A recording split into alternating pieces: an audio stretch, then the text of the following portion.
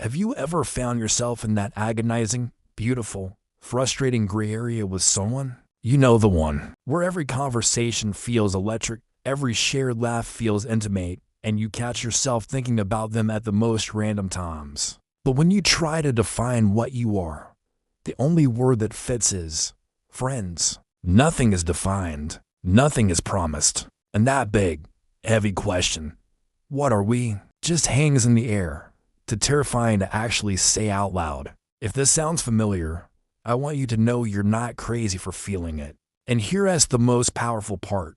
They are probably feeling the exact same whirlwind of confusion and hope. Today, we're not going to talk about the obvious stuff, like flirting or compliments. We're going deeper. We're diving into the realm of subconscious psychology. I'm going to share the four undeniable psychological signs that you are both in love, but your fears are the only things doing the talking. So, let's get into the first sign, which I call the synchronized dance. This is all about behavioral mirroring. For this, I want you to watch your bodies, not your words. When the people have a deep, unconscious connection, they start to mirror each other's tiny, micro behaviors. It's a primal, instinctual sign of building rapport and attraction. Think about it.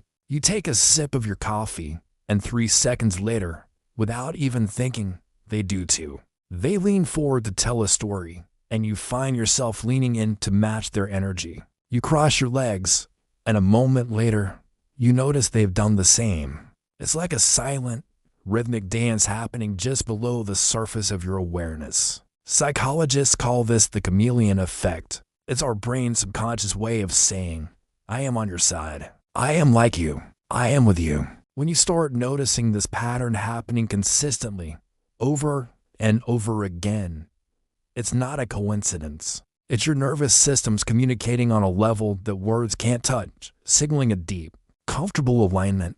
It's a powerful, nonverbal clue that the bond you share goes way beyond simple friendship. The second sign is what I call the safe harbor, or unconscious vulnerability. This one is huge. With most people in our lives, coworkers, acquaintances, even some friends, we wear a social mask. We present the best, most polished version of ourselves. But with this person, that mask just slips off. You don't even have to try. You might share a small insecurity you have, maybe something about your work or a silly childhood fear you've never told anyone. And instead of brushing it off or giving you a generic, oh, don't worry about that, they share one back, equally tender and real. They create a space for your vulnerability. When you have a truly bad day, you don't feel the need to pretend it's a good one around them. They can see you when you're tired, frustrated, or just not at your best, and they don't pull away.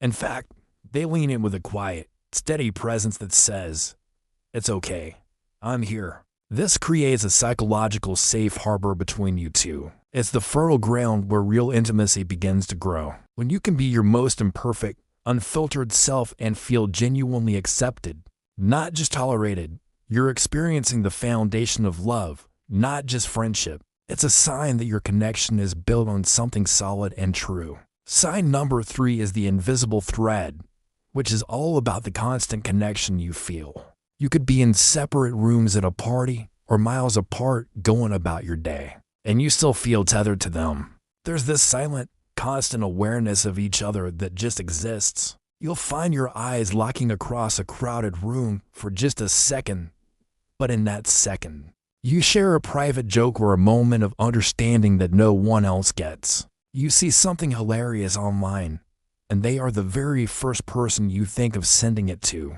It's not about being obsessive or texting all day.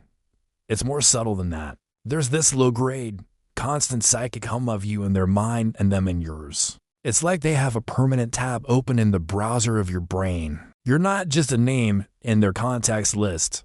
You're on their mental desktop, always running in the background. This persistent presence in each other's inner world shows that your connection isn't just circumstantial. It is an integral part of how you both experience your day. You're intertwined. And that brings us to the fourth and final sign, the unspoken language. This is about what you don't say. I want you to pay close attention to the pauses, the silences, and the topics you both carefully avoid. Sometimes, the most profound communication happens in the spaces between the words. Think about those conversations that last until 3 in the morning, flowing effortlessly from deep, meaningful topics to absolute nonsense and back again. Think about the comfortable silences that aren't awkward at all, but feel full and peaceful. That silence is a testament to your connection. More importantly, it's in the way you both carefully, almost instinctively, avoid talking about other romantic interests. It's like you've made an unspoken pact not to venture into the territory, because it feels complicated. It ends in the lingering hugs that last just a second or two longer than a friendly hug should. And listen for the casual use of we and us when you talk about the future, even in small ways. We should check out that new restaurant sometime, or we'd have so much fun on a trip there. You're building a shared future in hypotheticals. These are all the things you consciously avoid saying directly, because saying them out loud would make it real, and making it real is terrifying. So instead, you communicate in a beautiful, intricate language of hints, hopes, and pregnant pauses. So, what do you do? What do you do when you see all 4 of these signs screaming at you? The synchronized mirroring, the safe harbor of vulnerability, the invisible thread connecting you, and the unspoken language you both share. First, just acknowledge the truth to yourself. This isn't a fantasy you've cooked up in your head. The evidence is there, written in the language of psychology and human behavior. The barrier between you isn't a lack of feeling. It's a mountain of fear. The fear of rejection, the fear of ruining the friendship, the fear of being truly vulnerable with someone you care about so deeply. The next step doesn't have to be some dramatic, movie-style confession. It's about courageously widening the door that they're already peeking through. You can start by gently verbalizing the unspoken good things about your connection. Use I feel statements.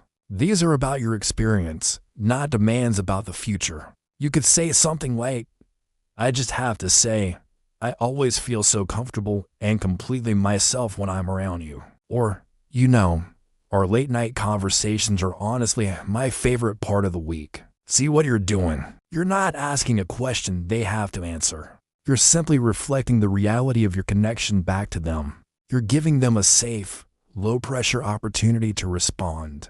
And that simple, heartfelt me too is the sound of the lock clicking open. It's the permission you both need to start closing the gap between almost and actually. Because life is far too short to live in the gray area with someone who brings so much color to your world. If you recognize these signs, trust them. Trust your intuition. And then, find the bravery to make the unspoken, finally, spoken. Thanks for watching today. If this resonated with you, let me know in the comments. And don't forget to subscribe for more insights into the psychology of our relationships. See you next time.